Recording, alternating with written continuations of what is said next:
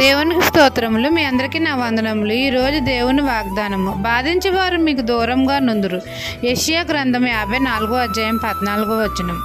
పరిశుద్ధుడైన మన ప్రభువైన యెహోవా బాధించేవారు మీకు దూరంగా నుందురు అని మనతో సెలవిస్తున్నారు. మన ప్రభువు మన యందు జాలిపడుచున్నాడు. సమాధానం విషయమైన నిబంధన మన ఎడల తొలగిపోదు అని మనతో సెలవిస్తున్నారు.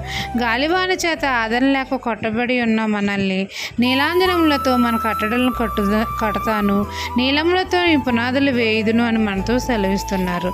మన పిల్లలు యెహోవా చేత ఉపదేశం నొందుతారు. నీతిగల దానివే స్థాపించబడదు అని మన ప్రభువు మనతో సెలవిస్తున్నారు.